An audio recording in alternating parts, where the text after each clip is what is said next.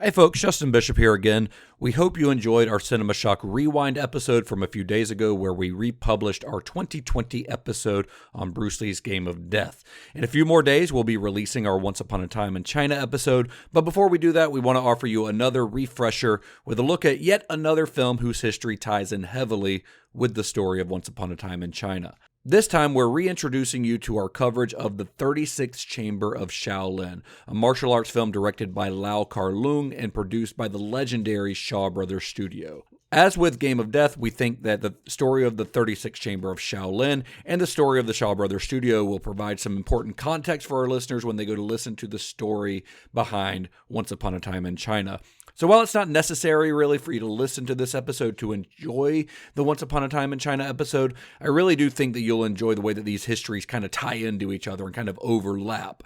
Like with Game of Death, 36th Chamber of Shaolin was released as part of our 6 Degrees of Kill Bill series where we discuss the films that directly influenced Quentin Tarantino's film. So if you dig these episodes, these older episodes, maybe you hadn't listened to them before, maybe this is your first time listening to them and want to listen to them in that context, head to cinemashock.net, look for our series on the 6 Degrees of Kill Bill, and check out the other 4 or 5 episodes in that series. Now on to the show. How's that for a slice of fried gold?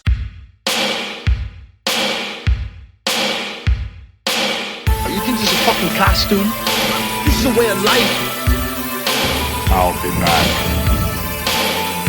Just a flesh wound. I'm not gonna hurt you. I'm just gonna bash your brains.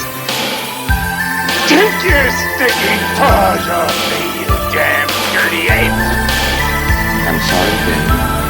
I'm afraid I can't do that. It's alive! It's alive! It's alive! I guess everyone's entitled to one good scare, huh?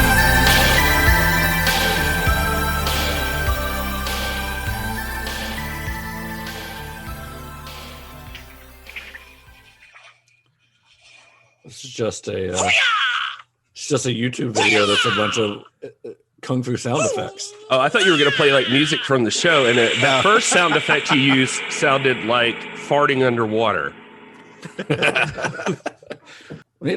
That sounds oddly personal. Well, I mean, I've farted We've all done underwater. Don't pretend like you haven't. I'm doing it right now. It's like, have you ever been to a public bath? Todd's in the bath right now. Listen. You don't know true podcasting until you do it in the bathtub. People like bit out of shape about gender neutral bathrooms all day long, and I'm like, public pools have existed for forever. Yeah. So we've all been using the bathroom together. Oh god. Kind of gross. Anyway, well, hello and welcome to the Cinema Shocker. Welcome to Cinema Shock. It's a podcast where we dive deep and discuss all of your favorite cult and genre films, bring you all the information that the other people won't. Like, did you know that Gordon Liu was a severe racist? And he hates white people. I don't think that's true. Is that That's true? not true. But it was the only example I could think of right off the top of my head. We're just making up rumors now. Why are seems like a lovely man. Why are other podcasts holding back the info? Why would they do that? Because of the deep state. Something about the deep state, I think, is the way that story goes, right? Yeah, probably. I was listening to the RZA commentary on. Oh, fun! It's him and I forget the other guy's name right off the top of my head, but anyway, the Giza, Master Killer, it is not the Giza. ODB. It's not another Wu-Tang member. Oh. It's like Andy Klein, I think, is his name. That's a hard street name. But it's funny here because there's like certain points where you can tell like RZA's saying things that Andy Klein can't say. He's like, we got a guy in my neighborhood and we call him Sante. Because, he's like all bald. He's got the slant eyes. Like, wow. Oh, no. I'm like, wow, RZA going hard on this. But I don't know. It just, I hope I don't get in trouble for I was quoting RZA. That's why technically we haven't really started the podcast yet. So if you needed to edit it out, you could, because you've said, well, hello, but you've yet to introduce yourself. Oh, hey, I'm Gary Horde. And I promise I'm just fine with Asian people. Just fine. And I am Gary's reluctant co-host, Justin Bishop, and we are joined today by resident martial arts expert here on the podcast. Oh boy. I mean, compared to me and Gary, honestly. Okay, that's fair. That's fair. Writer, comedian, Mr. Todd A. Davis. Welcome back to the show, everyone. Hey, everybody. This is week five. Yeah, 5. This is episode 5 of our 6 Degrees of Kill Bill series, where we are discussing many of the movies that heavily influenced Quentin Tarantino's Kill Bill. I don't know why I stumbled over all of those words, but I did. For some reason, I said. What's the For some reason, I almost said. Justin? For some reason, I almost said Quentin Quarantino. That makes sense. That's what my brain wanted to say. Which I feel think like there is likely an Instagram profile. No, yeah, out it's there. a meme account. It's Okay, all right. Yeah, it is. I was gonna say, there's got to be some social account with that. It definitely is. Anyway, so this is week 5, and it's this is the week where I guess we've already talked about kung fu movies, but this is a completely different type of kung fu movie than what we talked about last week with Game of Death. So I think it's really fun that we're kind of talking about these back to back, because you can kind of see the contrast between the two. And honestly, it kind of shows you what, we talked about Bruce Lee last week, what he was doing that was so different from what so many other kung fu studios were doing. We get to talk about the film rather than how bad a studio fucked everyone. Yeah. That was my thought process. It was just kind of like, because I hadn't seen this before, and I was wondering, like, Game of Death was pretty bad. Is this going to be another, am I going to have to like muscle my way through this movie? But it's pretty dope. Pretty awesome. It is. It's really good. I agree. It is pretty dope. So if you've seen Kill Bill, and hopefully you have, if you're watching this series or listening to this series rather, and if you haven't, then, well, in about 2 weeks, watch it along with us. But if you have seen it, then it's very clear from those opening frames of Kill Bill that one of Quentin Tarantino's major influences is the kung fu movies that were produced by the Shaw Brothers studio. The Shaw Brothers logo is literally the first thing that you see on screen when you click play on Kill Bill. So this week, we're going to discuss what is probably the most famous of the Shaw Brothers kung fu films of the 70s. There are literally hundreds of these to choose from, so we chose this one because I really do think it's probably the one that is the most well-known. And it's also one that stars an actor who appears as not one, but 2 separate characters in Kill Bill. So today we're discussing, from 1978, the 36th Chamber of Shaolin. Do men have a right to say what they believe in? Or must they always do what the government says?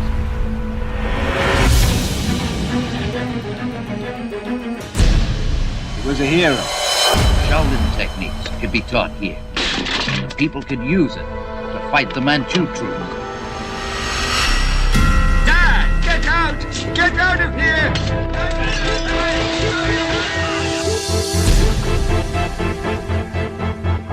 I nearly died getting to Shaolin. I won't leave now.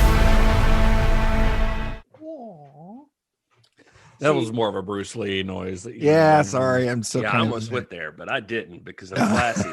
And I've already you already talked about slanted eye. I was going to say I've already used things like that, Gary. You don't need to dig yourself any deeper. I've already hit my deductible Asian slur today. So. Yeah.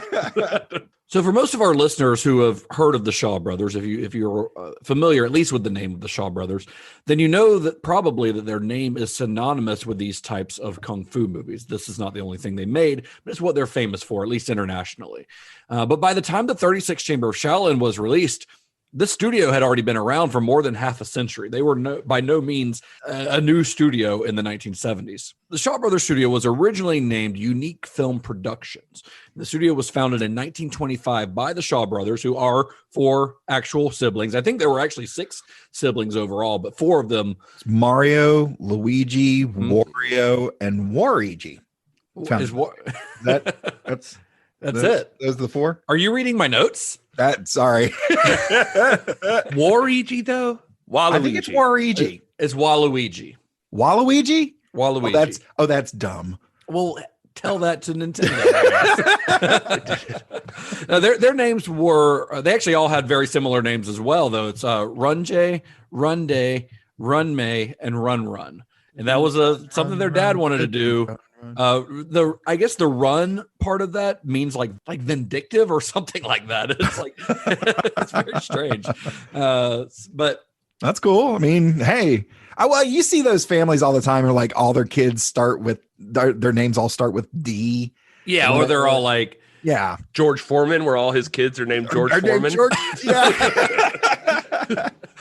So by 1934, this is 9 years after they founded the studio. And by the way, I'm going to give you a little bit of a history of the Shaw Brothers studio. This is a very short Cliff's Notes version of this, because prior to this, like there's a whole history of them where they started out in the opera and the theater. Like there's a lot of stuff I'm going to skip over because we're not going to sit here for like 4 hours today, but we're going to give the pertinent, what I consider the pertinent information. Yeah. So founded in 1925, fast forward about 9 years, and Unique Film Productions is already established as a full-fledged studio. Like they've got their own sound stages, their own film processing facilities, their own editing bays, screening rooms. They've got office space. Like they're fully functioning.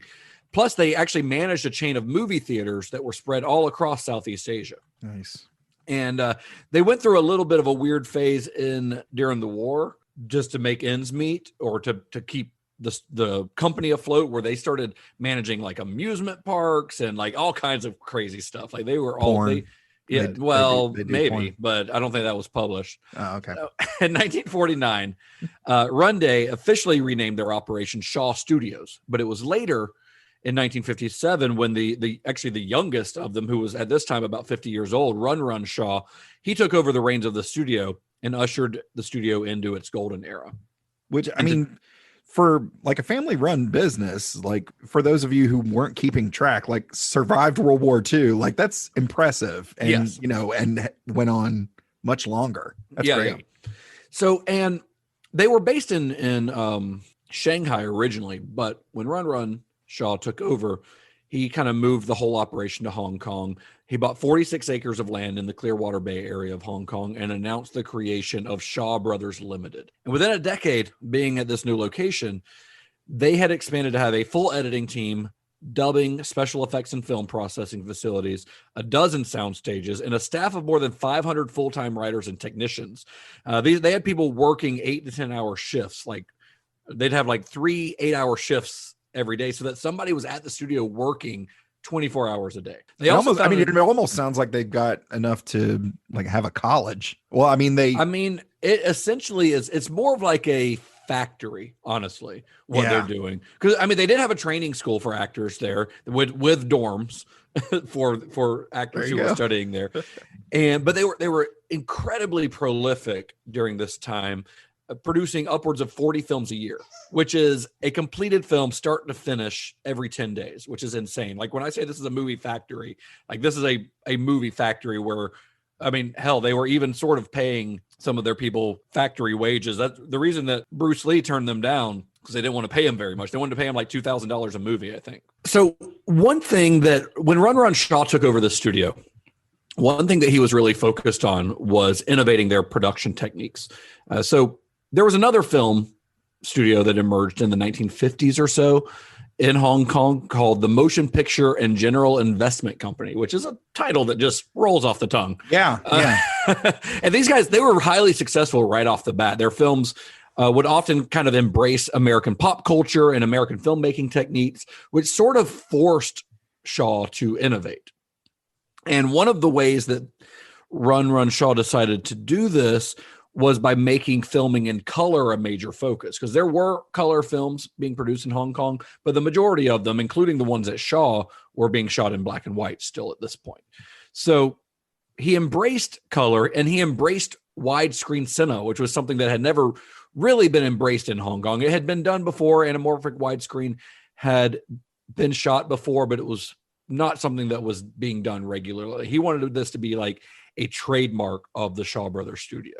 So to help him do this, they actually turned to a nearby neighbor, Japan. So the Shaws already had ties with Japan by this point. They used a film lab in Tokyo for a lot of their post-production work, and the studio had collaborated with a few Japanese production firms as well over the years. But most crucially, they began to work with a Japanese cinematographer named Nishimoto Tadashi. So Nishimoto had begun his career in Japan during the war and had served as the assistant director on Japan's very first anamorphic widescreen film, which is a 1957 film called The Meiji Emperor and the Great Russo-Japanese War. Another title that really just rolls off the tongue.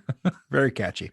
So after this is when he first worked with the Shaws on a 1958 film that was actually a Korean co-production called Love with an Alien, which is not about what it sounds like it would be. I was going to say, we talked about it before. Are you sure there's no porn?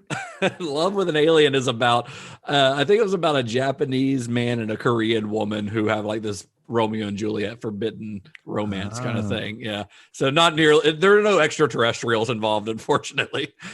But he followed that one up. I smell a reboot. He followed that one up with another movie for the Shaws. And after returning briefly to Japan, where he shot a couple of actually Japanese horror movies, he made a long-term commitment to the Shaws and worked with them a lot over the years under an adopted Chinese name of Hei Lan Shan. So he was kind of the Shaw's go-to cinematographer because he was good. He had a lot of experience, and he also had a lot of experience, more so than anyone they were working with anamorphic widescreen. He worked on big budget costume epics for them.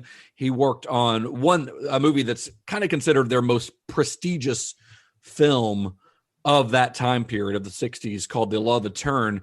But he did melodramas, he did musicals, he did spy thrillers, he did sex films. Like he did everything that the Shaws was doing. He wasn't like just like the guy who was doing a certain genre. He was just their go-to guy. I'm glad you found all this, Justin. I just want to say I did not know anything about this guy. This was. Can I interrupt with a question? No. You anyway. So I'm glad you found all. No, I'm just kidding. You talked about the technical thing of shooting anamorphic widescreen. Was it really that much of an undertaking to very much so. Really? Yeah, very much so. Because is it kind of like them shifting from like widescreen to IMAX? Well, no, it's not necessary. It's not just the shape of the screen. I mean, you had Technicolor and you had anamorphic widescreen. You had Toho scope in Japan. They're shooting in that anamorphic widescreen is more than just widening the frame. There's a whole, and there's a lot of technical shit that I don't want to get into because I think it would be boring to anyone who doesn't have an interest in film lenses and photography. But there's a lot of factors that go into the type of lenses they're using, the depth of field they're able to have, the f-stops they're able to use. There's a lot that goes into shooting in that wide frame that's more than just composing a shot for a wider frame. Like it is more difficult to actually shoot that way. Oh, okay. I didn't know. I was just like, it seems like, okay, well, we're just going to have more stuff in the shot then. No, well, we just had the discussion about like on, The Dark Knight where they switched over to IMAX screens and you have to like line the shots up differently, but I guess there's more to it more to it than just lining up the shot differently. Okay. Same with on IMAX, because IMAX is using specific lenses. That's how they get so much detail on the screen. And of course, we talked about on that one how big the IMAX cameras were. And there is a lot of information out there that you can find if you dig for it on the technical aspects of what's being done to shoot this way, but it is I thought I skipped over a lot of it here because I thought it would be boring to most people. No, yeah, that's cool. No, thank you for telling me. Widescreen lenses are better at catching stray kicks to the camera. They're sturdier, and sometimes people get wild with roundhouses. Nishimoto, he kind of convinced the Shaws of the value of Japanese craftsmanship. So because of him, the Shaws actually started sending personnel to Japan to kind of observe the routines at some of the major studios over there. And the Shaws actually ended up hiring Toho's special effects department to help out on The Love Etern. But most importantly, to our discussion at least, he introduced the Shaws to anamorphic widescreen. So with the help of, they actually got the help of Toho. Toho, if you're unfamiliar, is an incredibly popular, incredibly successful Japanese studio. I think we talked about it slightly on our Lady Snowblood episode, but Toho is, they're responsible for all the Godzilla movies. Yeah, I was going to say, they're if you don't know him for Godzilla, if you don't know him for anything, yeah, he you could know him beat from Sente. Godzilla. Probably, yes. That's a movie that we got to watch. That and Dragon Lives Again. But with the help of Toho, they had their own version of anamorphic widescreen they were shooting over there called Toho Scope. And he brought the Toho Scope equipment to Hong Kong and taught other Shaw Brothers cinematographers how to film in this format. And he also helped them to secure the services of several Japanese directors, about 6 different Japanese directors, who together between the 6 of them shot 30 films for the studios in the late 60s and early 70s. So they had a lot of Japanese filmmakers working for them as well. But these Japanese filmmakers brought with them their own crew members, their own cinematographers, their own lighting staff, like all this stuff. They were bringing a lot of Japanese filmmakers into Hong Kong. Wow. And this kind of whirlwind of productions that this resulted in brought a kind of a new energy to the studio.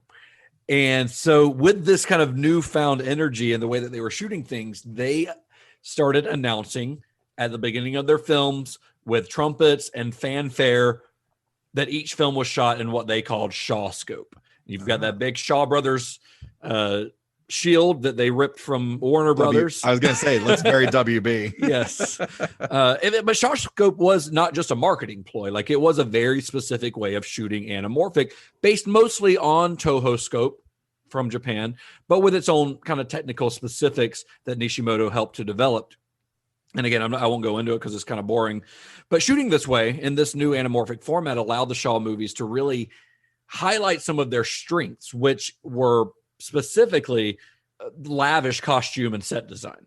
And Nishimoto, by the way, under his Chinese pseudonym, also served as the cinematographer on a couple of Bruce Lee movies, including The Way of the Dragon and including the original footage that was shot for The Game of Death. Oh, nice. Cool. He's cool.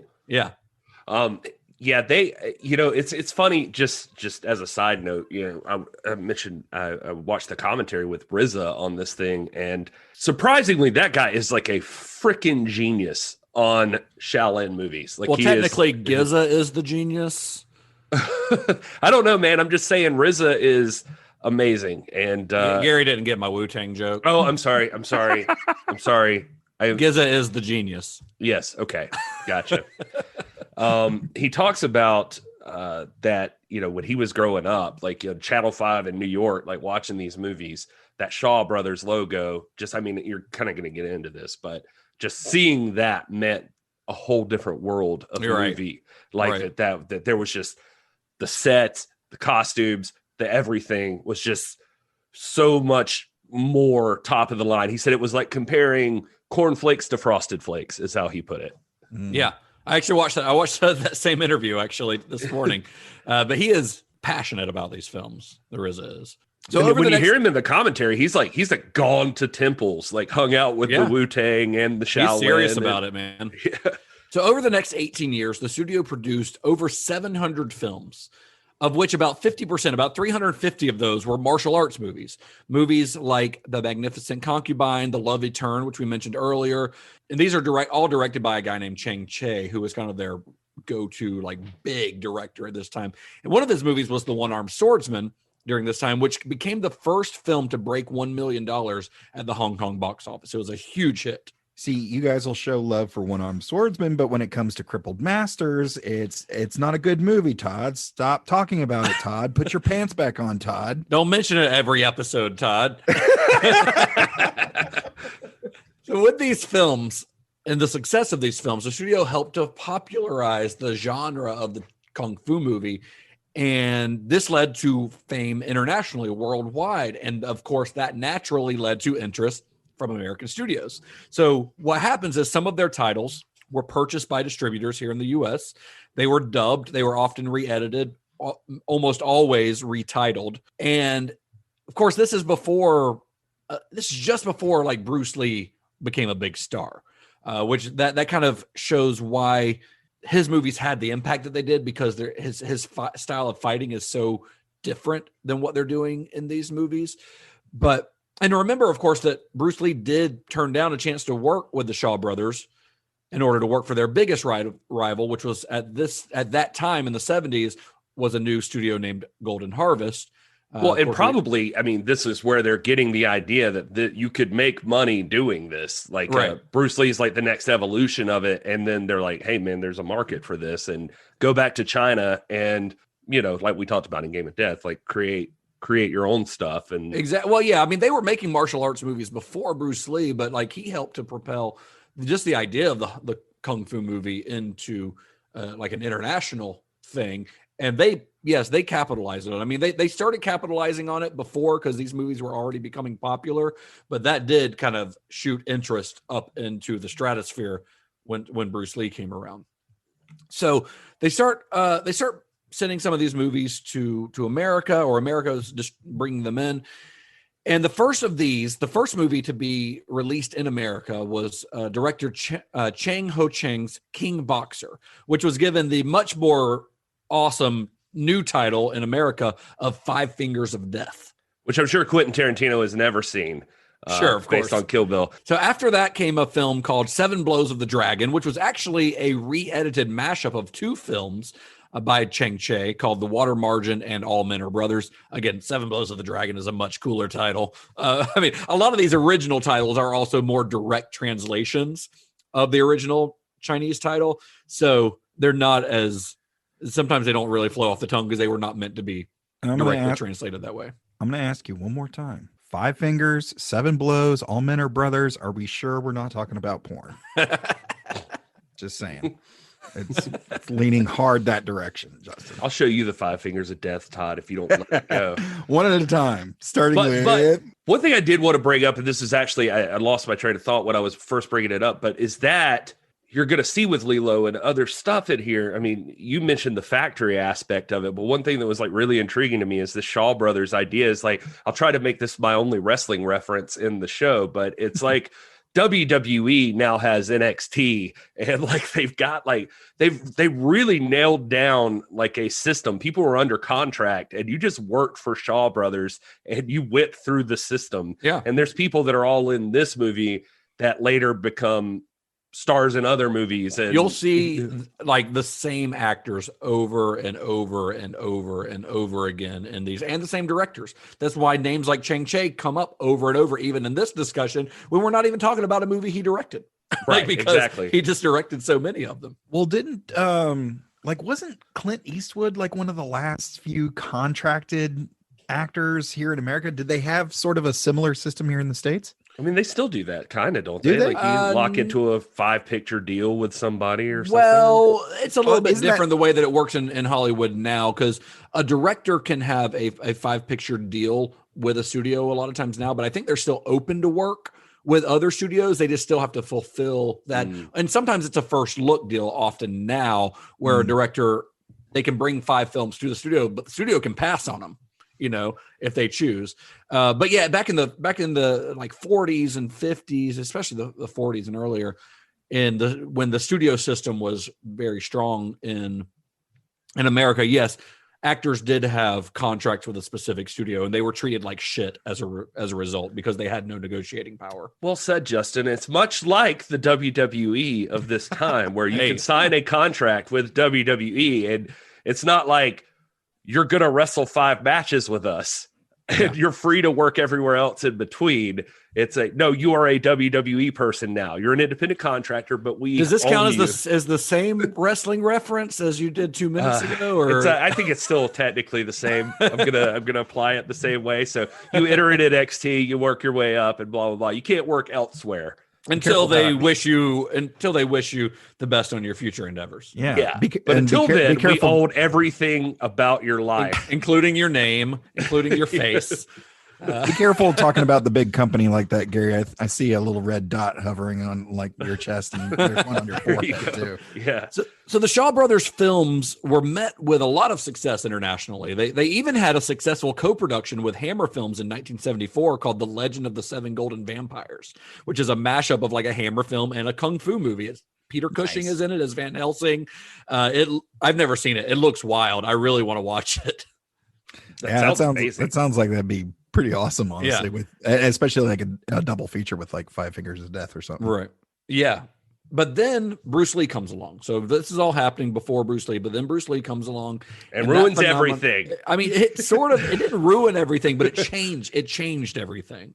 And that phenomenon swept the entire world. Like we talked about that a lot last week.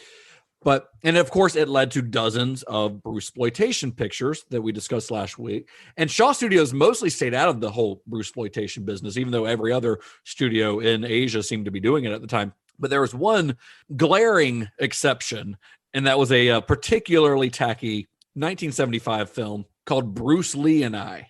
That movie starred Betty Ting Pai, who, if you remember from last week, is the woman in whose apartment Bruce Lee actually died. So that's how now you're talking about exploitation. That might take the cake right there. Yeah. Well, and most of the footage is handheld Betty Ting Pai, like actually filming Bruce Lee dying in her apartment.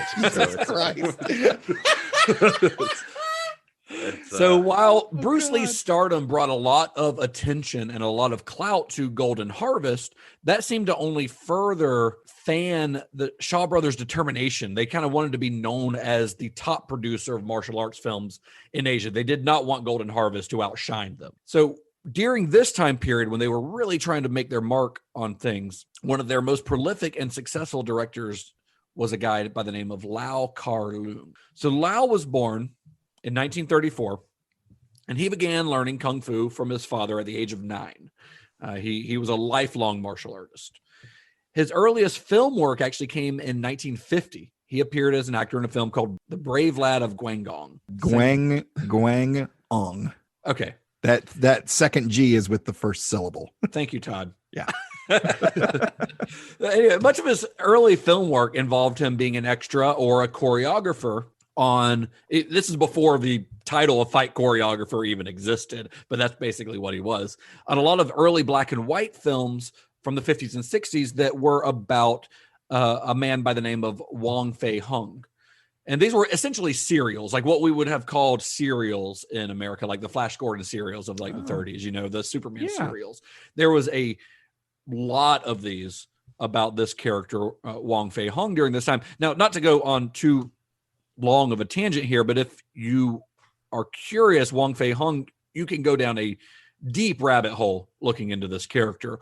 He was a real person. He was a Chinese martial arts master and folk hero who has been the subject of over 100 films. I think when I looked on Wikipedia, I want to say there was 123 films that feature him as a character. Jeez. And a lot of these early films, the ones that Lau was working on, they have names. And again, these are direct translation, so they're a little bit awkward, some of these names, but how Wong Fei-hung defeated the tiger on the opera stage is one of them, or how Wong Fei-hung erased the golden bell trap, or how Wong Fei-hung fought 5 dragons single-handedly, or my personal favorite, Wong Fei-hung's battle with the gorilla. I don't know what it's about.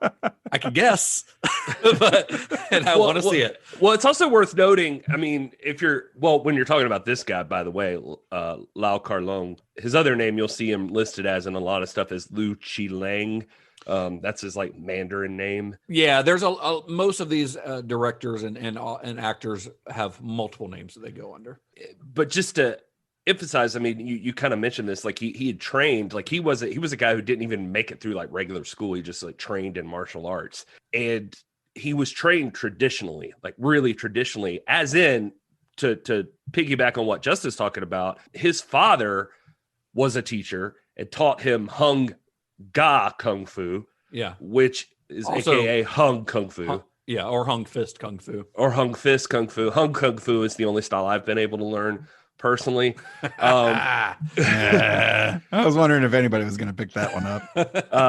I'm not going to miss a dick joke if I can make one. But I say that to say that like his father was trained by a guy named Butcher Lam Sai Wing, who also has like 100 movies made about him because he was a direct disciple of Wong Fei-hung. Right. So Lau is essentially working within, he is a, as far as training goes, a direct descendant of one of, if not the most famous martial artists in Chinese history.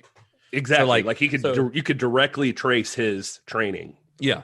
Yeah. It's being able to trace your martial arts lineage is kind of a big deal. Yeah. And if you're tracing it 3 generations out from a guy who has become a folk hero in China. Oh yeah. Like that's a big deal. Like, and Wong, if you're unfamiliar with that name, you've probably seen him in some movies more recently, like Jackie Chan's breakout film Drunken Master is about Wong. Once Upon a Time in China, starring Jet Li as Wong, and I think it's got 4 sequels, which began in the early 90s. Iron Monkey, one of Tarantino's favorites, stars Donnie Yen in the role. So there are still movies being made about this character. I had a chance to train with my grandfather in the martial arts, and it was quite an experience. But I mean, that's a detail of martial arts that kind of gets looked over, is the lineage. And it's cool that they have it so well defined here. So in the 1960s, Lau became one of the main choreographers for the Shaw Brothers, often worked with Chang Che, who we mentioned earlier as the director of the One-Armed Swordsman, among many others. One-Armed Swordsman, though, that was Lau's first official credit with the studio. He worked with Chang a lot, but they would eventually have a falling out on the set of Marco Polo over, quote unquote, artistic differences. That old thing's been around for a while, which led Lau to become a director in his own right. That's actually. Sorry, I didn't mean to jump over you here, but that's actually one of the things I was going to mention is that and this flows perfectly because he was the first person in Shaw to jump from like stunts and cinematography or whatever he was doing into directing, to elevate himself. And I couldn't confirm like or choreography is the word I was looking for, but I couldn't confirm for certain the dispute. But I imagine that looking at the two of them, and I was like trying to trace back their movies and like just get some ideas about what they did. And Chang Che was more violent and doom and gloom, in some areas. And not saying that that's a bad style, but Lau seemed to be concerned with the art of kung fu. And based on what we just talked about, he's concerned with like that master-student relationship, the theory of learning the process of it. Things that are obvious in this movie, and Chang Che seems like he's not as concerned with that part of it. Right. So I'm wondering if that's if that's it may very well have been. Yeah, I wouldn't doubt that had something to do with it. So, all right, here's where things get a little muddy in the history of this. When I was making my notes for this, which I send to you guys, that Lau's first directing credit is a 1973 film called Breakout from Oppression, which was later released in the U.S. under the name Deadly Strike. And that's a film that was his first collaboration with Gordon Liu. But here's where the confusion on that comes in. As I started to look more into this, in some places, IMDb, for instance, you'll see Breakout from Oppression, Deadly Strike, listed as a 1973 release. In other places, you'll see it as a 1978 release, which would have put it further into his filmography because by 78, he already had a couple other movies already under his belt. My best guess was, like, as I was looking into this, that maybe it was released in 73 in Hong Kong and then received its US release in 78.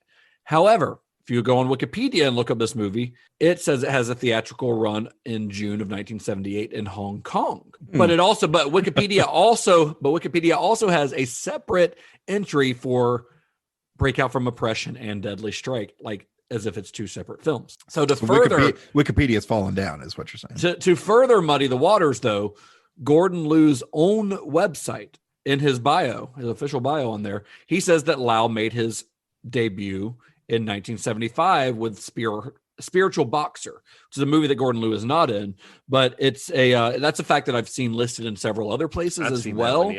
Spiritual Boxer. Spiritual Boxer is also considered the first ever kung fu comedy or martial arts comedy film. And to make it even more confusing, as I was looking into this, there is another film called Deadly Strike that's listed as a 1978 release. But that's a completely different film. So I'm wondering if some of these sources are getting that mixed up because they have the same title. That one is actually one of those Bruceploitation movies. Stars Bruce Lee, L.I. Bruce Lee. Then there's another film called Breakout from Oppression that was released in 1985, which is actually a completely different movie. It's like a slasher, like thriller, Asian movie though, but it's a retitling and re-edit of a 1982 film called Exposed to Danger. So the reason I say all this is my point is, I don't think the records in the 70s regarding the release dates on a lot of these international films were very well kept. And the record, it keeps, Should have got a German. Should have got a German to keep the records. Well, it makes it a lot harder, I guess, to keep the records when they're being distributed in other countries, like in America, by some kind of shady little studios that are only interested in putting them out as exploitation movies and playing them on 42nd Street in New York. So they're not they don't really care about the legacy of the film. Plus, they're all being released under different names. I mean, the movie we're talking about today had at least 3 different names. And then you have stars and directors who go by multiple names, 2 or 3 different names, So it's very, very confusing. So what we're doing here is we're wading through all of this information the best that we can in the hopes that we're giving the facts as accurately as possible with all of the information. Now that's the biggest bit of conflicting information in all of this, but that's just kind of my disclaimer, is that the history of these films is very complex. Yeah. We're doing the best we can, man. I'm trying. Just give us a break, okay? This is just a side note too, but I do want to bring it up in case anybody does happen to be wondering, because I did as well. Bruce Lee and Lau Kar-leung were also very familiar with each other. They worked together. Like, he worked with a young Bruce Lee in choreography on a lot of these early movies. Nice. And you can find photos of them together online. Like they were, I don't know that they were like best friends, but they were bros. Acquaintances. Yeah, they knew each other. Yeah. So regardless, Gordon Liu is an actor who Lau ended up working with a lot. Gordon Liu was born, not as Gordon, believe it or not, but as Sin Kam Hai in 1955. He was born in the Guangdong district of China. So he was adopted. And after his adoption, his family moved to Hong Kong, and he took an interest in the martial arts at a very young age. He would often skip school. It sounds a lot like Lau's history, but he would skip school in order to practice Kung Fu. And he practiced at the Lao Gar School, which was run by Lao Charn. So it was here at this school that Liu learned the famous technique that Gary mentioned earlier called the Hung Fist. And the Hung Fist had been taught to Wang Fei Hung by his father. So that's, we talked about that lineage. It actually goes back before Wang Fei Hung, because he had actually learned it from his own father. And Wang taught it to his student, Lam Sai Wing, who Gary mentioned, and then Lao Charm was a disciple of Lam. So Gordon Liu is also learning at this school that was a part of the direct lineage of Wang Fei Hung. Nice. Yeah, and it's weird because you look this stuff up and to add to the confusion, like you talked about the muddied waters here. I mean, in some places you can find that Gordon Liu is considered Lao's adopted son, but that is completely incorrect. No, it's more, his brother. Well, he was a god brother. Yeah. I've seen him. I did see a couple places they called him his adopted son, but even more calls him his adopted brother, but that's not actually true. So what happened was Gordon became one of Lao Charn's favorite students. He was one of the best students in his school, and Lao Charn soon would become Gordon Liu's godfather, which actually made Lao Charn's son, Lau Kar-leung, the director we're talking about today, he was the god brother of Gordon Liu, but they were very close. Regardless, they were not legally brothers and they were not blood brothers, but they were very, very close throughout their entire lives. So when his god brother, Lau Kar-leung, went to work for the Shaw Brothers studio, Gordon Liu followed along. And as with nearly everyone at Shaw in the 70s, he got his first break with the director Chang Che with a small role in 1974's Shaolin Martial Arts, followed by a film called Five Shaolin Masters and Marco Polo, which I think Marco Polo was released in the States as the Four Assassins, which again, much cooler title. Yeah. So Gordon Liu and Lau would reunite in 1976 with Challenge of the Masters, which featured Liu as a teenage Wang Fei Hung. And then in 1977, they worked on Executioners of Shaolin, which features the character of Pai Mei, which is one of the characters that Liu plays in Kill Bill, although he was not played by Liu in this particular movie. But it was their Hereditary. But it was their 1978 collaboration, 36 Chamber of Shaolin, that would catapult both star and director to international fame. You could really hear the affection, like in those interviews with Gordon Liu that you can find where he discusses Lau, even though even though it was apparently not returned. Like Lou says, Lau never praised him for anything, only scolded him when he fucked up. Tough love. Yeah. Just tough love. He said that he knew that going in, though. He said that basically that he knew that like Lau was going to be very serious about the kung fu in this movie, and you had to be on. You could be good, quote unquote, at kung fu, and he was even, you know, they were both had taught some, but to put it on screen, like in front of the whole world, where everybody can see everything, you had to be on all the time. And Lau Kerlung wasn't like a lot of the directors at the time, and maybe this is tracing back to the chase stuff, but he loved long and wide shots. Yeah. So these weren't moves that could be one guy going over and over again until they got it right. This was 20 people could be in the scene at one time, and they all had to be doing this thing. Yeah. Exactly right. So like in most places I was looking, they said you could stumble into this film one of two ways. Either you're a fan of film and you're learning your way through kung fu cinema or action movies, or you're a martial artist. Either way, you end up at this one as one of the pinnacles of martial arts films. Oh yeah. Well, I mean, from that first scene where the dude jumps off the building and tries to attack, I guess the general or the emperor or whoever he's trying to attack, General, yeah. and that fight ensues, like right off the bat, I said, again, you guys know me, I don't really get audible during movies, but like I had an audible reaction while I was sitting there watching with Kat of just like, oh shit. And she's like, what? And I was like, this movie's taking it to a different level. Like this choreography is crazy. And they are doing stuff here in the 70s that nobody would touch today. I was just like, the closest thing you have is probably The Matrix and some of the movies that kind of spawned out of that. But even that was so stylized and a lot of wire work and stuff like that. Like these guys are doing this stuff. It's funny to see like some Chang-Chi interviews and stuff. He would probably have something similar to say about it that, you know, I think in the interview on that Justin and I probably both watched, I know, he talks a little bit about computer graphics. Like, yeah, you can enhance things, but it's like if you rely on it, it's too much. Like he's like, where's the art? Where's the basics? Where's the like? And there's a little bit of wire work used in these, but Lau didn't use a lot of wire work. He used it sparingly. Yeah. Yeah. And it's very effective when he does use it because of that, I think. Mm-hmm. So starring alongside Lou in 36 Chamber was Lo Li, who Gary mentioned earlier. He played General Tien Ta. And Lo was a regular with the Shaw Brothers productions, having appeared in Five Fingers of Death and Executioners of the Shaolin. He was the guy who played Pai Mei, we mentioned earlier. He was also in the Bruceploitation film Fist of Fury 2. So tying it back into last week once again. Yeah. Well, yeah, the reason I mentioned Lo Li earlier is just that in Five Fingers of Death, like just doing some of the stuff I saw, he was a good guy there. Yeah. And he was like the main babyface good guy. And that was a wrestling reference, Gary. I know. Damn I was trying to avoid it, but I didn't know another way to say it.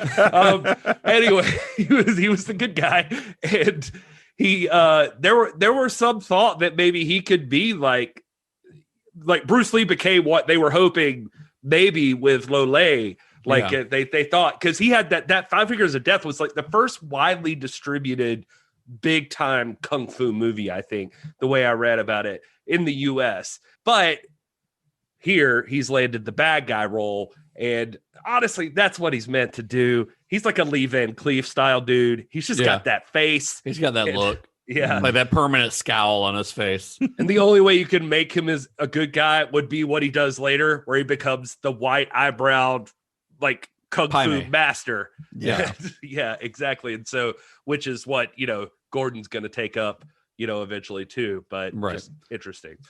So Wong Yu is another one of those actors. He played, I think his character's credited as Rice Miller 6 in this film. He was another Shaw staple and often appeared alongside Gordon Liu. So in addition to this film, he's in Spiritual Boxer 2. He's in 8 Diagram Pole Fighter. And then my favorite title of any of the Shaw Brothers movies, the 1979 film Dirty Ho.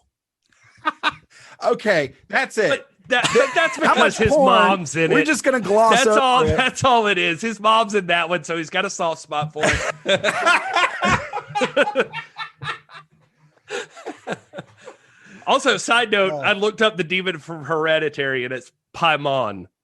Yes, thank you, Gary. Close. We knew it wasn't actually Pai Mei. I Did you couldn't think it actually remember. was? I started to like lose myself. I was like, did they name that demon Pai Mei? So I had to look it up. It was by shaving his head to become the Shaolin hero San Te that Gordon Liu really made his mark.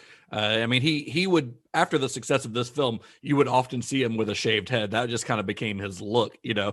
But San Te was known as Iron Arms because of his muscular physique, which made casting Gordon Liu kind of odd, because it was kind of surprising to people because people knew who San Te was, and Gordon Liu is a kind of slender guy, whereas San Te was known to be very big and very muscular. But he was a real Shaolin monk who lived in the early 18th century. The real story behind him is still a bit of a mystery, but the way that it's told is that he was the son of a tea merchant who took refuge in a Shaolin temple after having to run from the Manchu soldiers because he'd killed one in self-defense. And then he would eventually become known for teaching Shaolin martial arts to those outside of the Shaolin temple, which, of course, all that sounds very familiar if you've watched this movie. Of course, this is a fictionalized account of his life, but it does highlight something that's very common if you look at the filmography of Lau, and it's that many of his films were based on real historical figures, and they often tried to give a true, if exaggerated, account of martial arts history. So that's kind of what he's doing here. Like this, he's telling the story of someone who probably to Lau is very important as a major piece of martial arts history, and he's trying to do him justice, even if he's, you know, embellishing things a bit. Yeah, I mean, that was another thing I definitely wanted to mention, is that he one of his early thoughts was, and I was trying here to find the exact quote from him, and I can't right offhand. I totally forgot to throw it in here, but there is a quote I found from him where he talks about that one of his biggest issues early on was that he felt like people were dishonoring the tradition, and so that goes back into my theory that some of the other stuff could have come into play, but he seemed to be very involved in tradition. And so he thought early on that some of the better movies could be made by, let's take our actual history. Let's take our actual figures in folklore and everything else, and let's tell their story and that sort of thing. So he had this like desire to really develop that. Yeah. One other person we skipped over, Justin, too, that I want to mention, and he might have said it, and I missed it totally, but the Ni Kuang, who was the screenwriter for here. I mean, oh yeah, no, I have not mentioned him. Yeah, I mean, he and Lau Kerlung, they had like a really prolific partnership throughout, and this guy Ni Kuang, who was like a sci-fi novelist in China, and was like, he's got a whole other history. Like he was like a former like functionary of the Communist Party in China, and then like felt like the Communist Party was about to purge all these people, and so he escaped and he went to the US, and like he was just, but he ended up coming back and he worked for the Shaw brothers, and he wrote like 100 scripts for them too. We keep saying 100, but like, I mean, this dude was like pumping out stuff.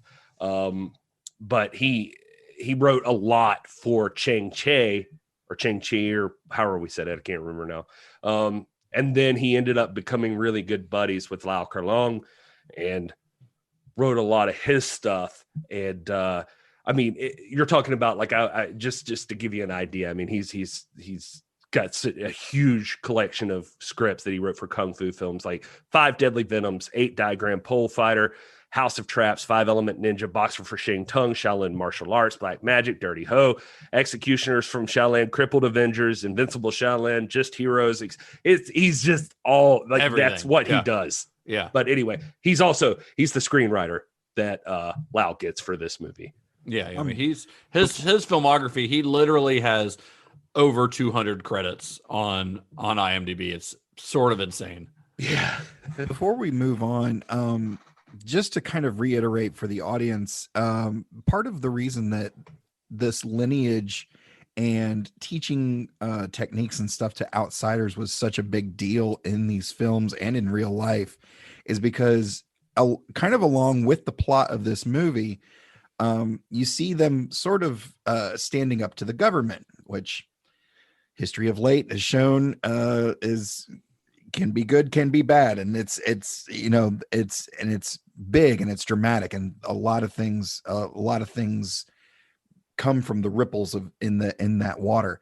But a lot of times when the government was fighting these temples and bands of rebels, they would learn these techniques and they would learn the lineage and they would become part of that history. But when the government would overpower, not only would they kill off the fighters and their families, but they also destroyed a lot of these records and destroyed a lot of the history, which is why lineage is so special and so that's how it was passed cherished down. Yeah, because there's not a lot left.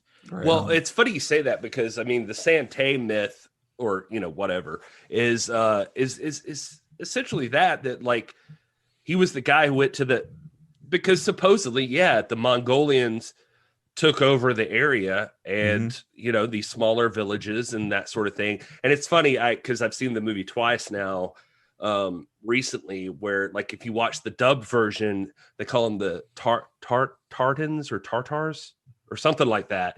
They call them that, but in the dub version, it's called the Mongols. And but it's apparently like the Tartars are like a sect of the Mongols that like eventually, like when they took over this an area they took over, and they just worked with the Mongols. And anyway, there's a deeper history here. Like if you want to dig really into it, it goes back to how we've been talking about all these movies. It's just like how back to Lady Snowblood, just like how intrinsic the historical themes are in these movies. And we're doing Justin and Gary have clearly put in a lot of research. I just kind of want to reiterate to the fans that if you're finding this stuff interesting, seek it out, because really we're only scratching the surface here. Oh, absolutely.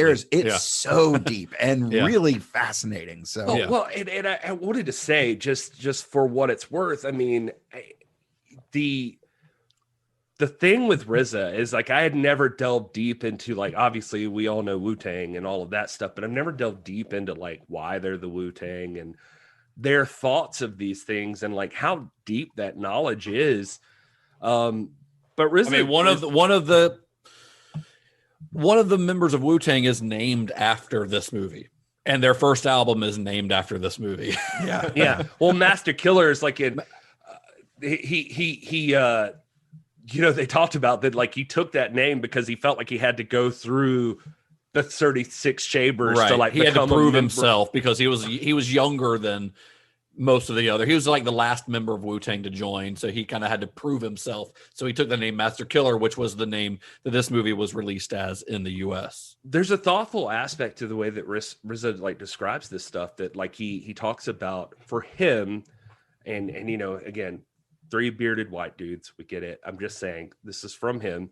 As a black kid growing up in New York City, that like he and ODB would go and like drop like as much money as they could to stay in the theater from like open to close to like watch these movies. And even when everything started to switch to porno, they'd go through 2 porno movies just so they could get to like a cool kung fu movie at the end. I think when he actually watched this specific movie, it was like 2 porn movies and then this movie. So he said the first time he saw it was like on Channel 5. Like he had seen it there and he appreciated the moves. Like they would all, like his whole neighborhood would see it and they'd be like, let's go practice these moves. Pretend, yeah. Yeah. And then he's like, and then he like got a little older and then he's going to the movie theaters and then he hears like certain things they're saying. And then it goes a little further and it's just like, I gotta watch it again because there's some like ideals they're going for here. And so like it actually became like he describes it like that in this very movie, like the idea of there's this authority figure out on the street and sometimes it's unfair to you, and it's like cracking down on you and all of that stuff. And then he's like all I knew was black culture, and that goes so far back as to We were slaves one time in the U.S. He's like, I never heard a similar story, like in a different place. Yeah. And like, it's just like this, it was this whole other world to me.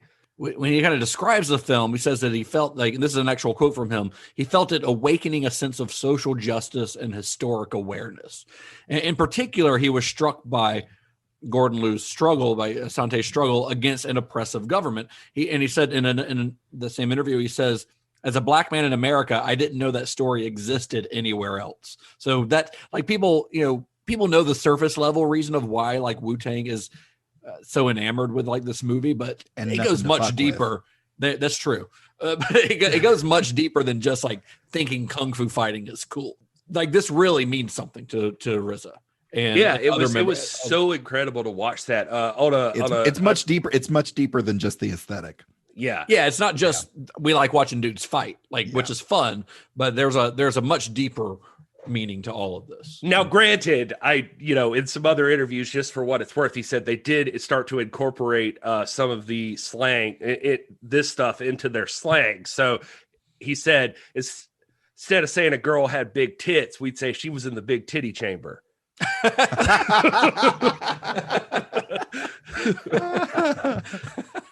I'm going to use that on my wife and see what she says.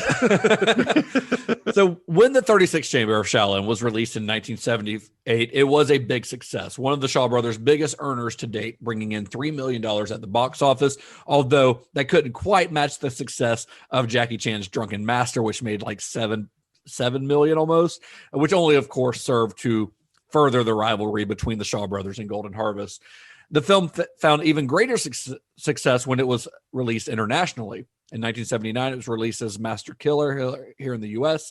And, of course, like many of the films of this era that weren't released by major Hollywood studios, especially exploitation films that showed down on 42nd Street, reviews from the time are kind of hard to come by. But it's considered by most modern film critics as one of the greatest kung fu films ever made. I do have to wonder, though, if there are some internet reviewers who might think otherwise, Gary. Well, Justin, as always with most movies, somebody needs a nap.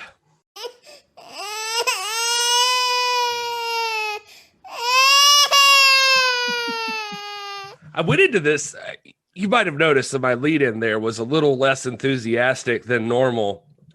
It's because I said this before about Snowblood, I think, but this more so than any. Like, you go on IMDb, search 1-star reviews. Out of the thousands, there is not a 1-star review. There is not a 2-star review. There is not a 3-star review. It's like you got to get to like 5 stars before you get anywhere. Luckily, there's Amazon, where the lowest of us venture out. So there are a few, but it's all terrible. Like, here we go. Here's Jeffrey Staples says, not worth the effort. That's it.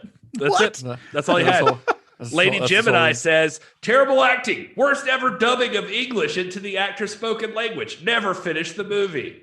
Ithaca says, utter rubbish. This is the length of these. Yeah, these are the lengths of these reviews. So these nap people. But this is my 100% my favorite review I was able to find, and it is from a person whose name is listed as Palmetto State. Uh-oh. Damn it. Come on, South Carolina. And he said, I couldn't understand anything they were saying. Was he watching the original Cantonese language track? I mean, I certainly hope at least we could give him credit for that. That he didn't realize they're speaking another language. But it's just, oh man, that was literally the review. 1 out of 5 stars. I couldn't understand a word they were saying.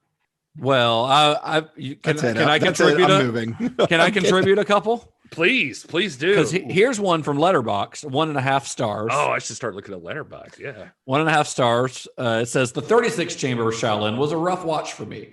The opening 30 minutes or so, or up to the point when Gordon Liu's character enters the Shaolin Temple, was awful. I couldn't believe any of the drama. The acting was dreadful and couldn't sell the drama. The sound editing and mixing was distracting. The editing painfully jarring. It's just a rotten and sober time. When Liu finally enters the Shaolin Temple, though, the film thankfully improves. Gone is the poorly done seriousness of the first part of the film. A new light and playful tone replaces it all. It's a good time.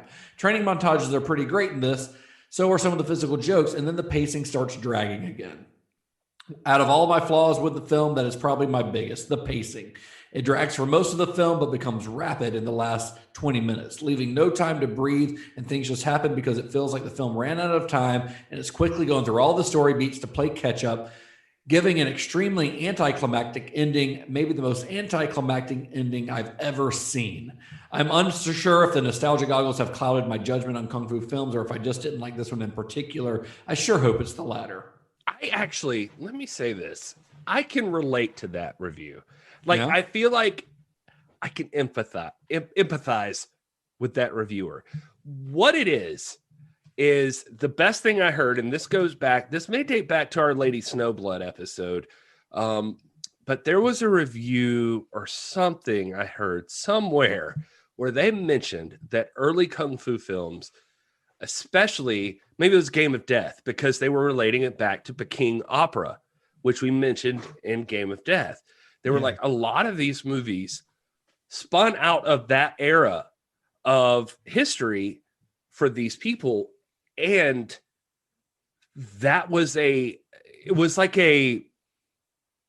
oh, Todd, this is where I was going to mention. It's like Anthony Rapp in Discovery.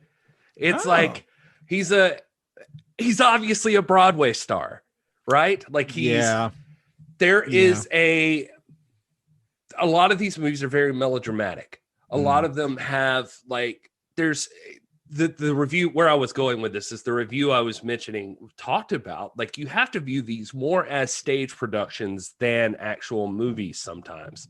That the way they're produced, like, it's an evolving art form, but the Peking opera, where a lot of these things came from, it was, stage production, and then they're getting onto screen, but it's still they're playing to the back of the theater. Right. And that sometimes it takes a little while before things start to evolve into regular cinema. The camera's right in front of you. It'll pick up your nuances. But anyway, I thought that was interesting because I'm looking at this one and like maybe like some of the stuff is emphasized more. Maybe there's this expectation that you're just following.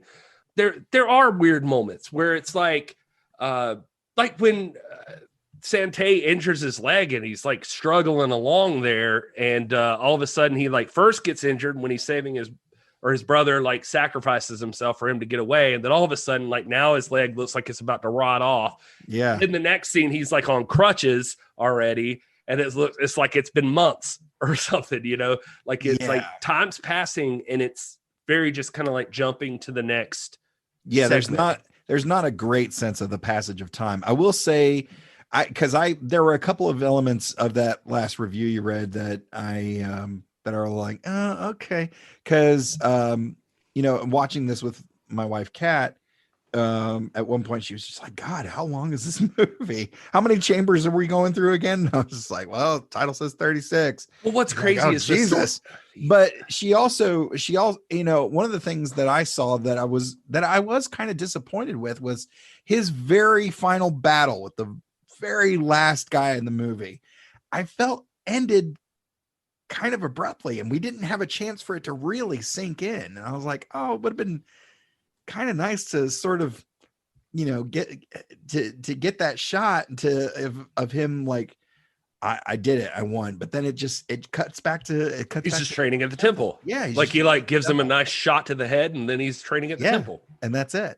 So I see their frustration. I see where they're coming from on that. I still love this movie. It's a great movie. It does end in a freeze frame, which is kind of odd, but it does end in a freeze frame of him uppercutting a guy right in the dick. So that's true. Fair. Well, so this goes back to, don't get me wrong, I think this movie is from fucking Karate Kid to The Empire Strikes Back to The Matrix to every fucking movie that even tries to touch kung fu from this movie on. It's all because of this movie. They all look back at this movie, the training montage, and it's still some of the coolest stuff. But Lau Kar Lung, understood more about storytelling, I think, than most at the time. And he was uber focused on that. And so I think that he was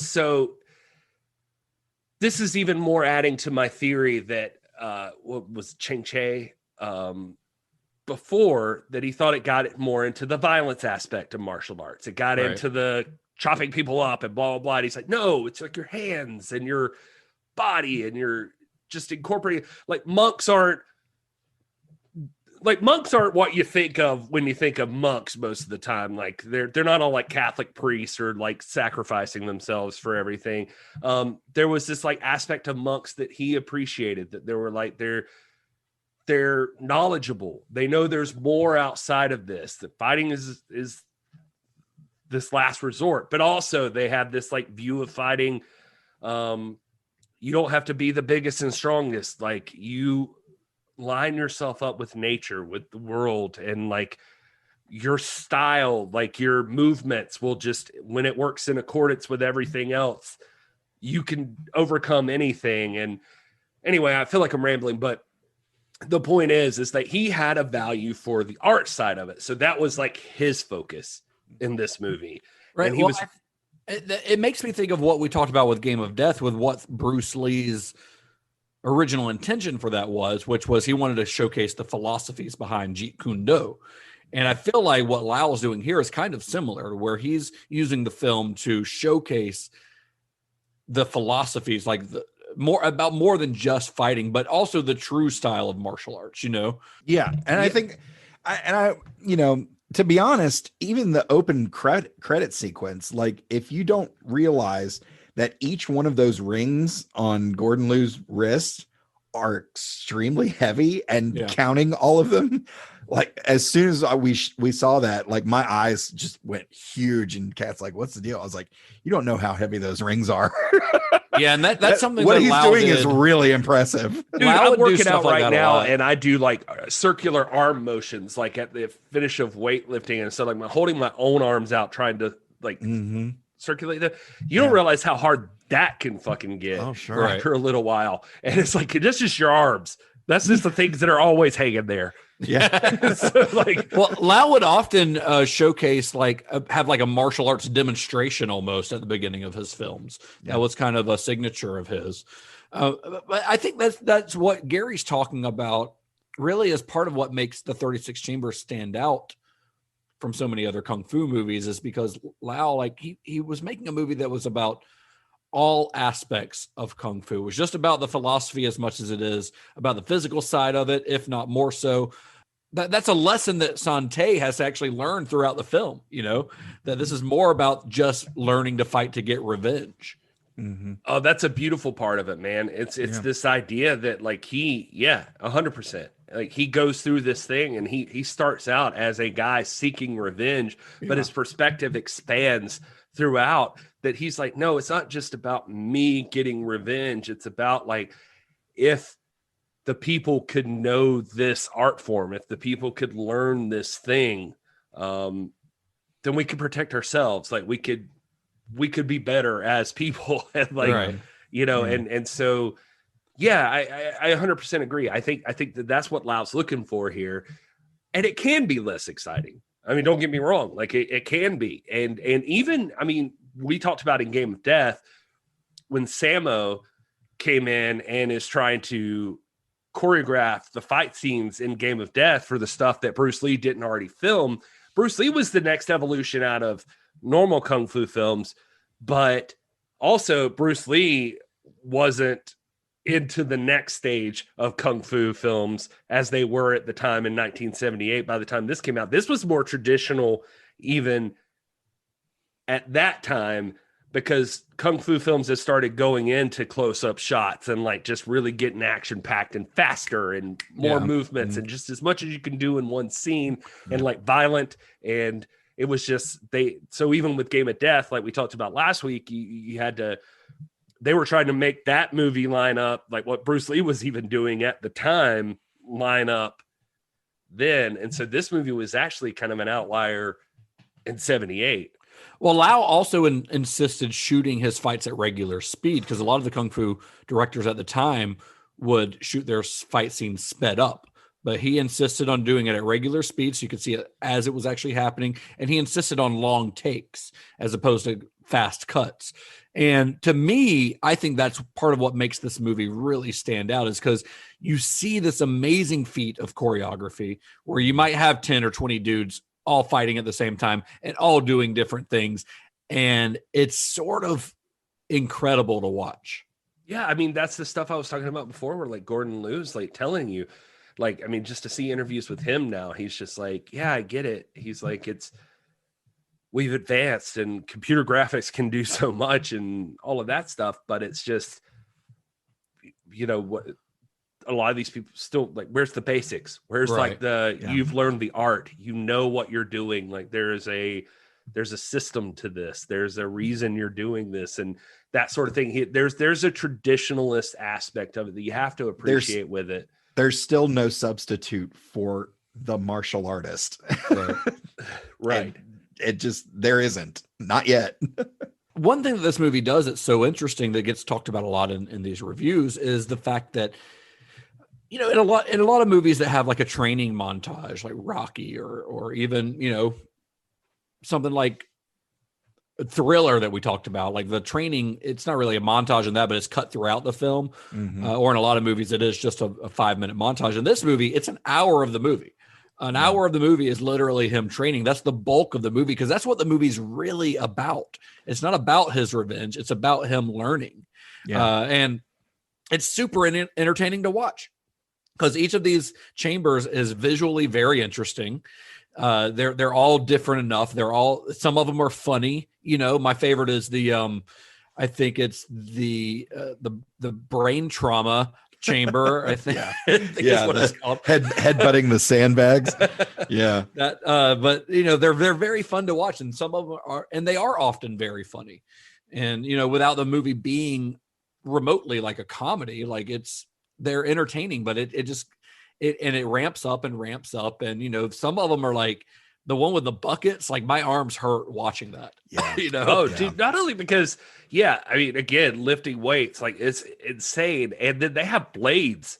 I didn't notice the first time through. Yeah. Like it's going to stab you if you lower your arms. Like that's fucking nuts. Yeah. But just to just pile on with what Justin was saying, you know, him in the temple really is what the movie's about because, and we've mentioned the Matrix a couple times already in this episode, but to go back to the first thing that the Oracle tried to impart to Neo, know thyself.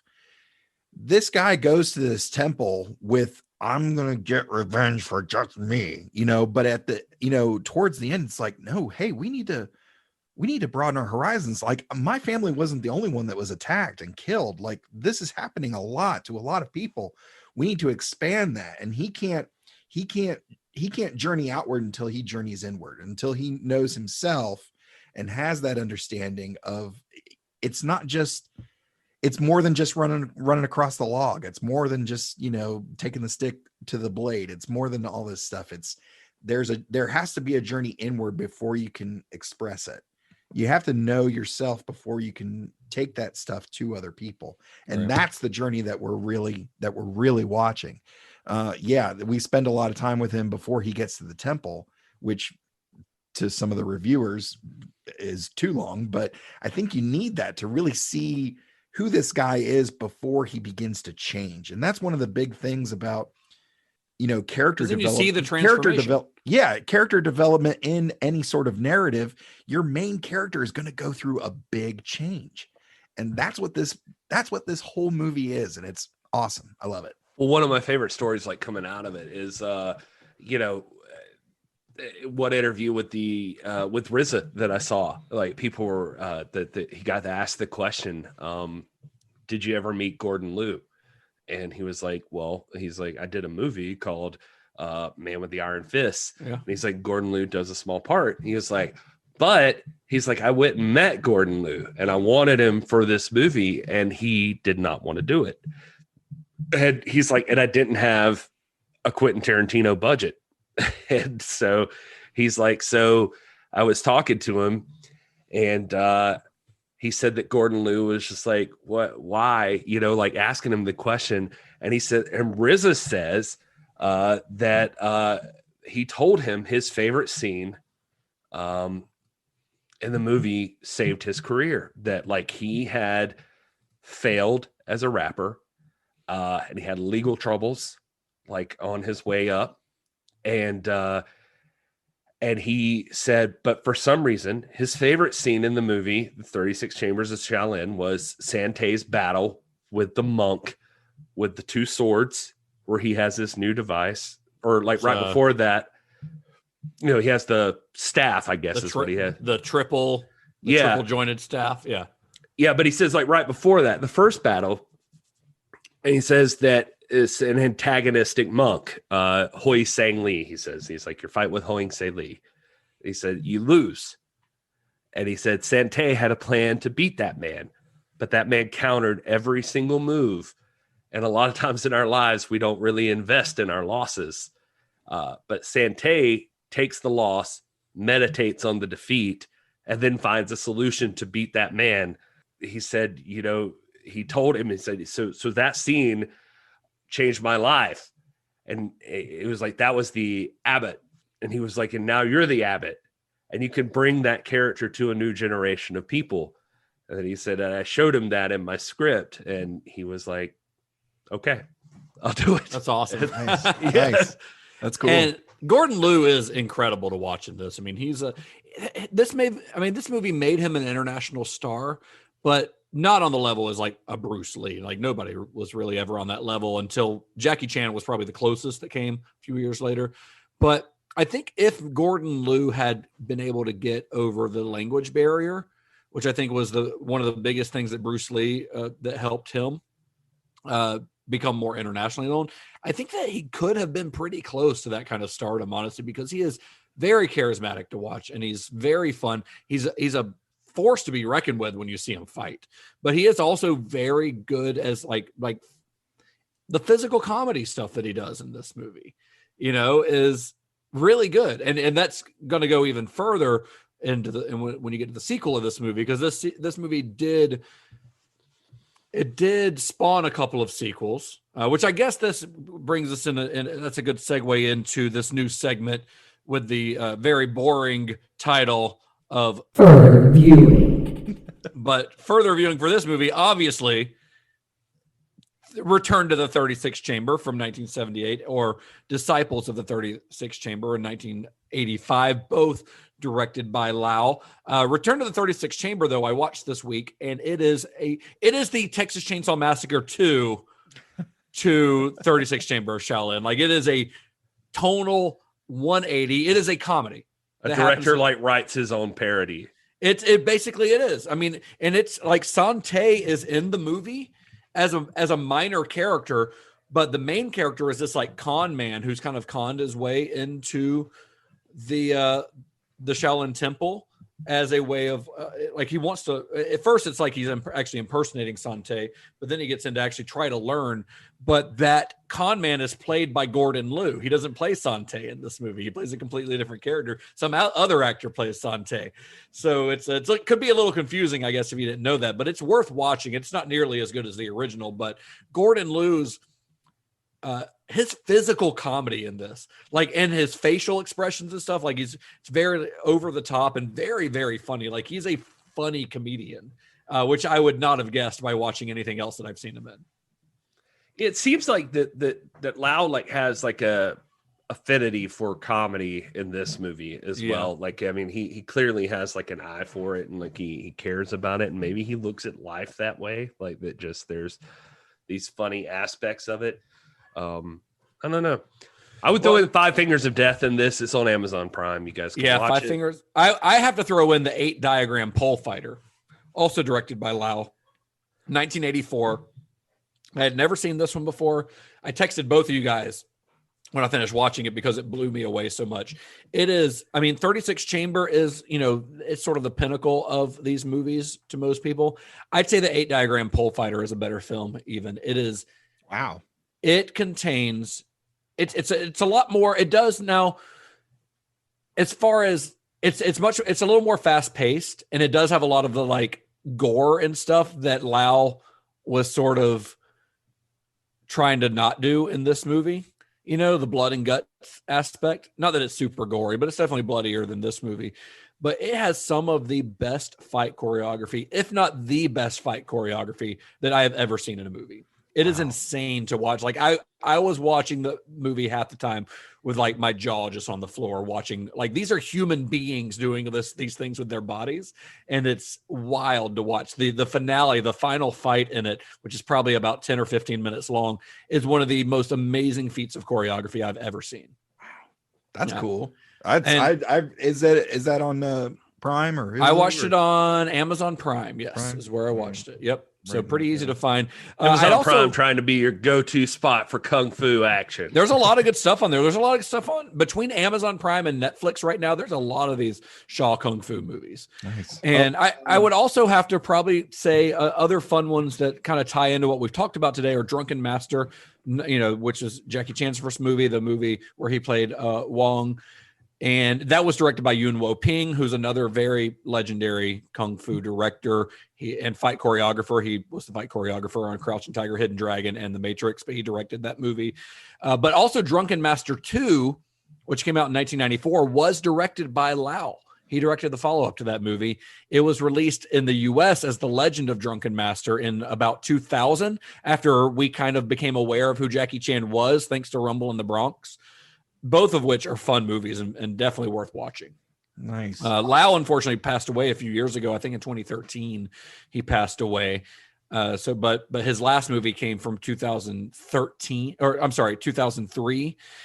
He had directed Drunken Master 2, and then he actually directed Drunken Master 3 as well, which I have not seen. And then a movie called Drunken Monkey, which was a 2003 film that was actually the first Shaw Brothers movie to be released in like 20 years, because they kind of succumbed to the pressure from Golden Harvest. Golden Harvest, after in the wake of Bruce Lee's stardom, became like the premier studio in Hong Kong, and Shaw Brothers had a few years earlier established a TV studio, so they kind of ceased film production and just focused on the television side of things. I laughed a little bit when he said that, just only because one of the funny things is like, I guess for another recommended viewing, I will say, like, if you get the DVD version of the 36 Chambers of Shaolin, there's a commentary by Andy Klein and RZA on it. And, you know, I've referenced it, but RZA it's insane the amount of knowledge that guy has about these kinds of movies. And so like every scene, and I did not jot all of these down and bring them all up, but he is constantly like, well, all right, that guy, you see that guy? He's in Drunken Monkey. Like he's the Drunken Monkey. Like he's the guy. And like, he's like, this is him in his first Shaw movie. And then this guy, he directed this movie. And then like this guy, he can like point them all out to you and tell you like what each person did and like their whole filmography. It's crazy. One thing that we haven't mentioned a lot, or I don't know if we've mentioned at all, is that Lau Kar-leung not only was a director, but, you know, we talked about him being a martial artist first and foremost. He appears in a lot of his movies as well. Like you'll see him in a lot of his movies. He's actually the lead in Drunken Monkey. So he's in a lot of these movies as a performer, as more than just a director.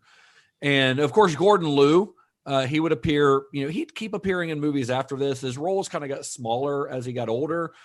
He's also in Drunken Monkey, but he, of course, he appears in Kill Bill as both Johnny Mo and Pai Mei in Kill Bill 1 and Kill Bill 2.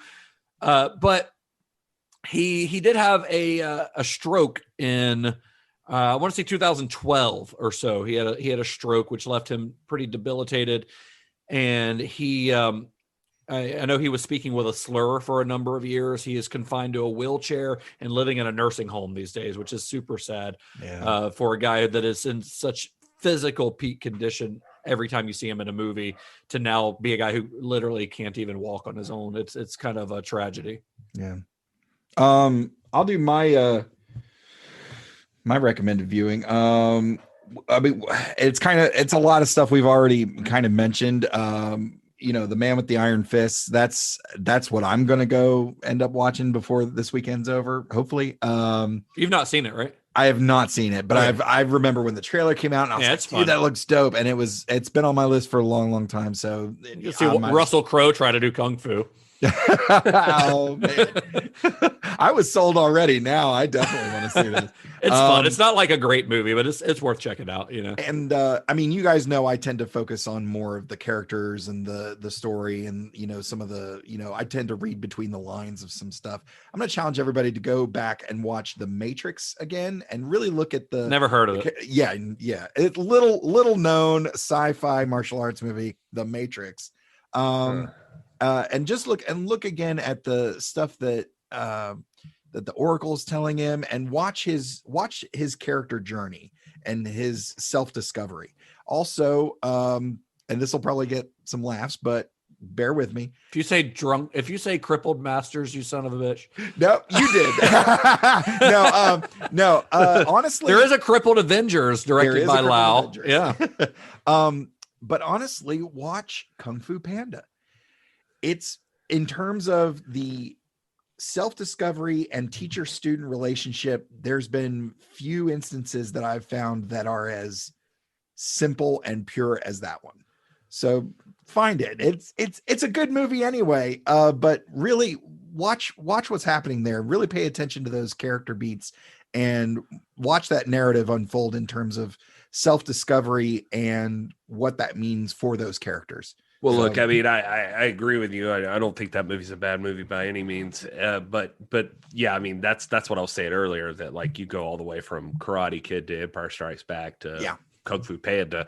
This dynamic is reused over and over again. And it's not even like Rocky where you get a montage, like Justin, I think, brought up Rocky earlier, but it's like, this is what the movie's about. Like you said, like it's about that's learning to be better. Yeah. Yeah.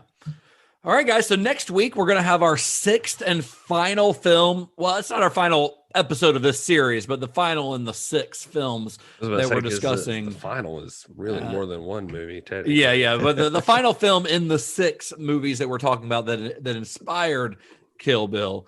We're shooting forward a couple of years to 1980, although we'll talk about it next week, but it is a movie that uses a couple of movies footage from movies that were released earlier. But the movie we're talking about next week was released in 1980. It is a Japanese film directed by, it's got 2 directors, and again, we'll talk about that later, but Kenji Misumi and Robert Houston. It is Shogun Assassin. So that one should be another one that's pretty easy to find for you guys. If you want to join us and watch along, head to cinemashock.net, where you can find links to where you can watch Shogun Assassin along with us. And we'll be back next week to discuss that one. Happy for everybody following along and listening. If you've listened to all the episodes, just so you know, we're keeping a track of who has listened to all the episodes. We're sending Justin to your house to initiate a kung fu fight with you. Yeah. So hopefully you've studied. What would your chamber be? What chamber would you be the master of, Gary, if you had to pick one? The big titty chamber, I guess. I don't know. Yeah. This that's right. That's where I'd want to stay, at least. Todd, what would the overseer after this? You want to be the overseer. Todd, which chamber? I'll be the white eyebrow guy in the big titty chamber. My chamber is probably going to be the either food or ironic looks at the camera chamber. Just kind of. I think Jim from The Office was in that one. Yeah, he's the current overseer. Sifu Halpert. Sifu Halpert, I believe he goes by. Yeah, that's how you have to defeat in order to. Well, Justin, are you going to answer? Man, I think I would just be in the drinking beer and watching movies chamber, because that's all I'm good at. Not gonna win that chamber. That chamber comes with a chamber pot that you can. It's just a couch. Yeah, but with holes in it, so you can just. I just take a shit right there. That is There are no fights in that room. You just bring a pizza and you're in. There's fights, but it's like over who was the best Jedi. Yeah. Shit like that. Kirk versus Picard. Yeah, there you Fights in go. that room. Those are the fights that, Which obviously is Picard. I mean, that's not true. Oh. Oh. All right. All right, gentlemen, to your corners. Wait for the sound of the bell.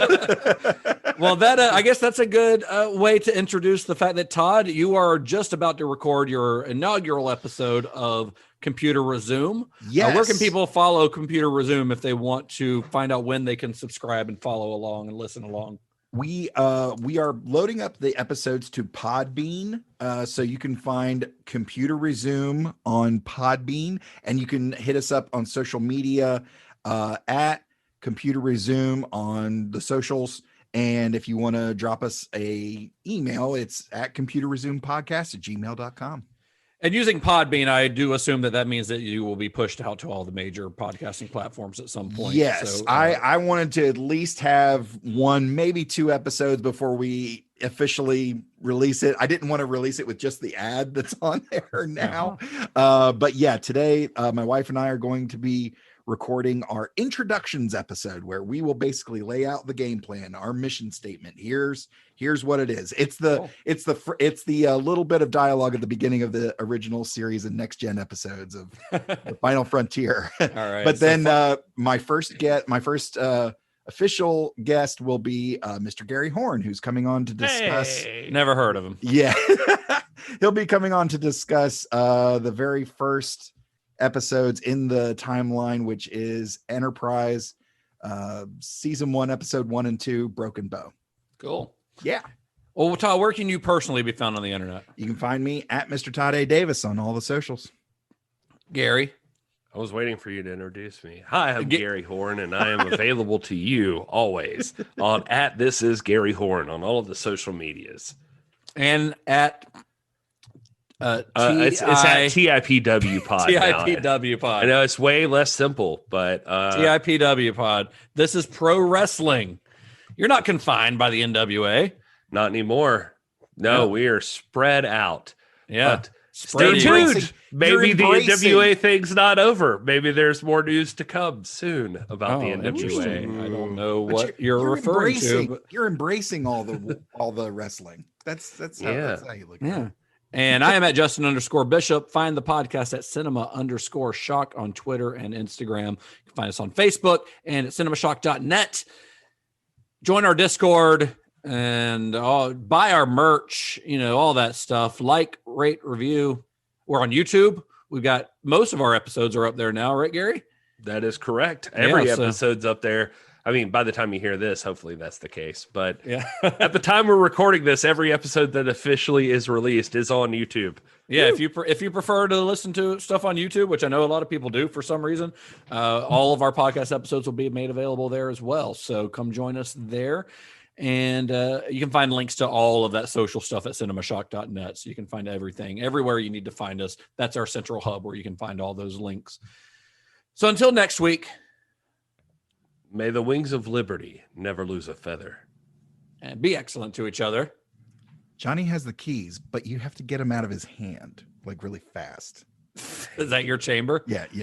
That's the chamber. We got to get Todd a new catchphrase. Did you guys see the chamber that had the swastika on the wall? Well, yeah. I mean, the swastika is a Buddhist symbol originally. Yeah, but it was like, dude. It is like right there. It's like right there.